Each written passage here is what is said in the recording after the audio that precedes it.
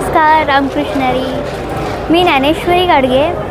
आज पांडुरंगाच्या मंदिरात आहे. खूप स्वतःला भाग्यवान समजते की इथे येऊन मला पांडुरंगाचं दर्शन झालं आणि हे सर्व माझ्या गुरु अपूर्वाताई गोखले आणि माझे आई वडील यांच्या कृपाशीर्वादाने झालं. या मंदिरात आहे तर मी एक छोटंसं गाणं, माझ्या आवडतीचं गाणं मी सादर करण्याचा प्रयत्न करते. ओढ लागली विठ्ठला तुझ्या